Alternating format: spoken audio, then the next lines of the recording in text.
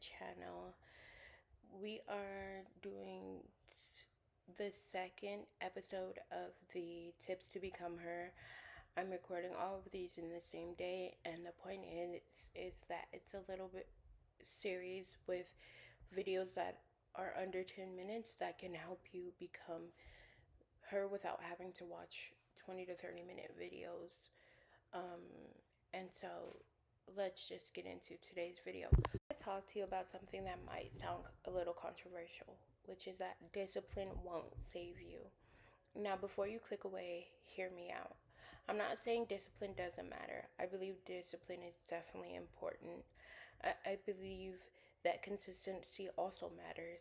I believe keeping promise to yourself matters.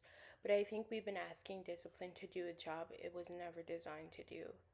We live in a world that tells us if we just become more disciplined, everything will change. You'll lose the weight, you'll start the business, you'll finally wake up earlier, and you'll finally stop procrastinating, and you'll finally become her. So we spend our lives trying to become more disciplined.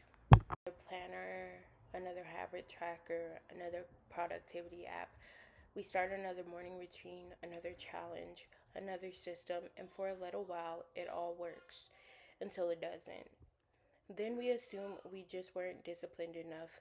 But what if discipline isn't the real problem? If the real question isn't, how can I become more disciplined? But what if the better question is, who am I becoming? Because here's what I've learned: you can have an incredibly disciplined life and still build a life that you don't actually love. You can be disciplined about overworking, you can be disciplined about saying yes to everyone except yourself. You can be disciplined about avoiding hard conversations. You can even become disciplined in habits that keep you stuck.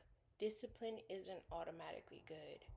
It simply strengthens whatever direction you're already moving.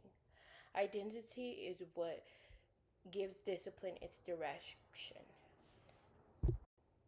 Let's think about two women. The first woman says, I'm trying to work out. The second woman says, I'm someone who takes care of my body.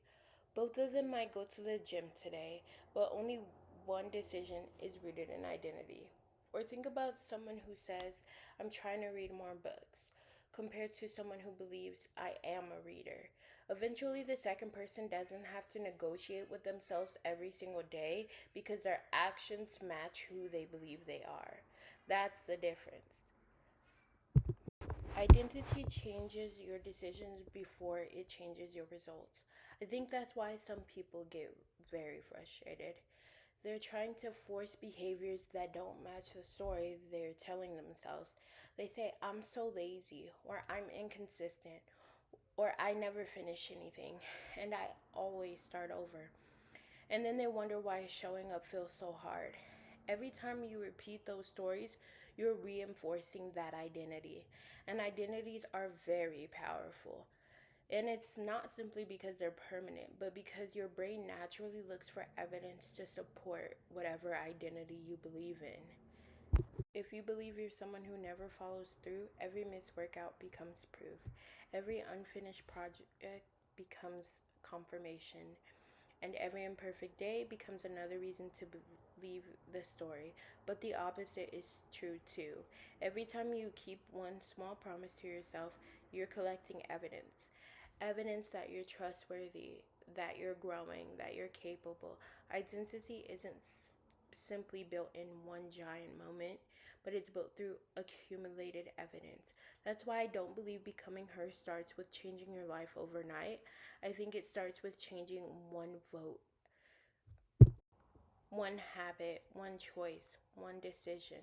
James Clear talks about this idea that every action is a vote for the type of person you wish to become. I talked about this a little bit more in the previous video, but I love this idea because it removes so much pressure. One healthy meal doesn't make you healthy. One workout doesn't make you athletic. One journal entry won't make you more reflective, but every single one is another vote. And eventually, those votes become evidence, and that evidence becomes identity. And identity begins producing actions that only once felt impossible. This is also why I don't think shame creates lasting change. Because shame says, look at everything you're doing wrong, while identity says, let's become someone different. And it's more about, look at everything you're doing right. One attacks who you are, the other invites you to grow and celebrates who you are. That's a completely different mindset. So if you're watching this and you've been asking, how do I become more disciplined? I'd encourage you to ask a different question. Who is the woman I'm becoming? Because once you answer that, the habits will become clearer, the boundaries will become clearer, the routines will become clearer, and the decisions that you need to put in place and make will become clearer. Not because everything will suddenly be easier, though for me it was, but because everything will finally make sense. You'll stop asking, what do I have to do today? And you'll start asking, what should the woman I'm becoming choose? That one question has the power to change everything.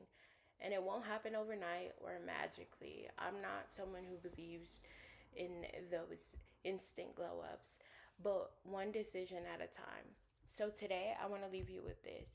I want you to stop trying to build a disciplined life without first deciding who you're becoming. Because discipline can help you stay the course, but identity is what chooses the destination. And when those two can work together, that's where the real transformation can begin. Thank you so much for spending time with me today. If this message resonated with you, I'd love to know in the comments, what is one identity you're intentionally stepping into during this season of your life. Thank you for watching, and I'll see you in the next episode.